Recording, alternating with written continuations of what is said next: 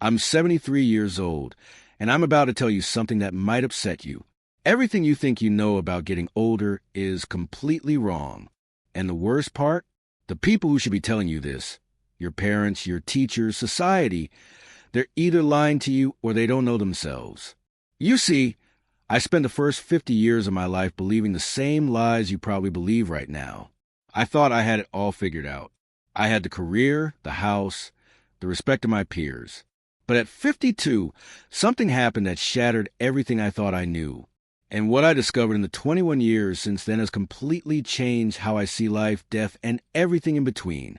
But before I tell you what happened, I need you to understand something. The reason I'm making this video isn't to impress you or to make myself feel wise. I'm making this because I'm running out of time, and there are things you need to hear before it's too late. Not for me, for you. At 52, I had what doctors call a cardiac event. That's a fancy way of saying my heart tried to kill me. I was in a meeting, discussing quarterly projections, when suddenly the room started spinning. The next thing I remember is waking up in a hospital bed with tubes coming out of my arms and my wife crying in the corner. The doctor said I was lucky. Lucky. I had just come face to face with my own mortality, and they called it luck. But you know what? They were right. Because lying in that hospital bed, with nothing to do but think, I realized something terrifying. I had been living my entire life on autopilot. I wasn't really alive. I was just going through the motions, checking boxes, trying to meet everyone else's expectations. And here's the part that haunts me to this day. If I had died that day, if my heart had stopped permanently, what would I have left behind? A nice house? A retirement account? A collection of achievements that nobody would remember in 5 years? Let me tell you the biggest lie you're probably telling yourself right now. I have time. I'll do that later. When I'm older, I'll finally live the life I want. I see young people in their 20s, 30s, even 40s, and they're all saying the same thing. When I make more money, then I'll be happy. When I get that promotion, then I'll relax. When the kids are grown, then I'll travel. When I retire, then I'll finally do what I love. Let me save you 50 years of regret with one simple truth. That day never comes. You know why? Because the goalposts keep moving. You get the promotion, and suddenly you need the next one. You make more money, and suddenly you need more money. You're always chasing something just out of reach. And before you know it, you're 70 years old wondering where your life went. I did this. I spent 30 years climbing a ladder, only to realize when I got to the top that it was leaning against the wrong wall. And you can't climb back down and start over. Time doesn't work that way. Here's something nobody tells you when you're young. Success is a terrible goal. And I say this as someone who achieved everything I set out to achieve. I made partner at my firm. I bought the house. I had the respect of my colleagues. And you know what? None of it mattered. You achieve your goal, and for about 48 hours, you feel amazing. Then the feeling fades. You're back to baseline. Now you need a new goal, a bigger achievement, more validation. It's a hamster wheel. I had a friend who died 3 years ago at 68, worked 70-hour weeks his entire life, built a multi-million-dollar business, never took a real vacation, kept saying he'd slow down next year. Next year came, and he had a stroke. At his funeral, his son said, "My father was a successful man, but I barely knew him." Is that the legacy you want? Your regrets won't be about the things you did wrong. They'll be about the things you didn't do at all. I don't lie awake at night thinking about failed business deals. Those don't matter. You know what keeps me up? The trip to Japan I never took because I was too busy. The relationship with my brother that I let deteriorate. The book I always wanted to write but never started. The time I didn't spend with my kids because I was working late. These things eat at you. The missed opportunities. The roads not taken. The love you didn't express. The risks you didn't take because you were afraid. The people you love, your parents, your siblings, your close friends. You think you have unlimited time with them. You don't. And one day, that time will run out. My father died when I was 45. We had a complicated relationship, and I was always too busy to really work on it. I kept thinking we'd have time to talk when I was less busy. We never got that chance. Heart attack, gone within hours. And you know my biggest regret? All the Sundays I didn't call him. All the times I was too tired to drive over for dinner. All the little moments I let slip away. There won't always be more. After my heart attack, I made big changes. Stepped back from work. Started saying no to things that didn't matter. Started saying yes to things I had put off for decades. In these last 21 years, I've learned more about life than I did in the previous 52. What matters is embarrassingly simple.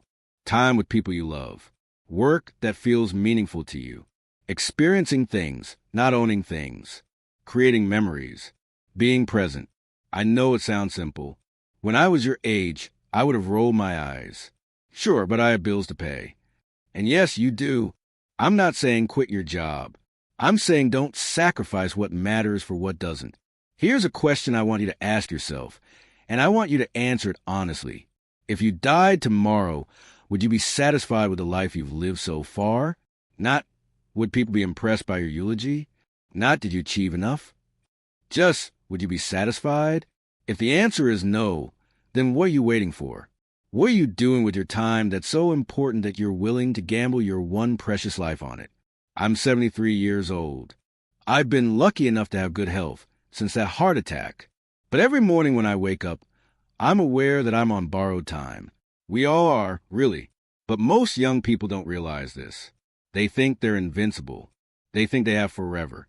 You don't. I have grandchildren, 3 of them.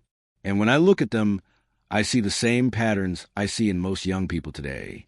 They're stressed, they're anxious. They're chasing things that won't make them happy. They're making the same mistakes I made. And I try to tell them. I try to share what I've learned. But you know what? They don't really listen. Not because they're bad kids, but because they can't. They're living in the storm right now. They can't see the patterns yet. They think their situation is unique, that the old rules don't apply to them. That's why I'm making this video. Because maybe, just maybe, if enough people hear this message, someone will actually listen. Someone will make different choices. Someone will avoid the regrets that haunt people like me. Every single day, you're getting closer to death. Nobody likes to think about this. But you don't have unlimited time. Neither do the people you love. Your parents, if they're still alive, they're getting older every day. One day, probably sooner than you think, they won't be here. Your friends, your spouse, your children. None of these relationships last forever. So what are you going to do? Keep putting off that phone call? Keep postponing that trip? Keep telling yourself you'll make time later? Or are you going to wake up today and start living like your time is limited? Because it is. If I could go back and talk to my 30-year-old self, here's what I would say. Stop trying to impress people who don't matter. Stop sacrificing your health for your career. Stop putting off joy until someday. Stop waiting for permission to live the life you want. Start calling your parents more often. Start taking the trips you dream about. Start doing the things that scare you. Start saying no to obligations that drain you. Start saying yes to experiences that fulfill you. And most importantly, start now, not next year, not after this project, not when you have more money or more time or more whatever. Now, because I promise you, the perfect time will never come. Life will always be messy and complicated and full of reasons to wait. But if you wait, you'll wake up one day and realize you waited your entire life away. I'm 73. If I'm lucky, maybe 10 or 15 more years. Maybe 20 if blessed. Probably less.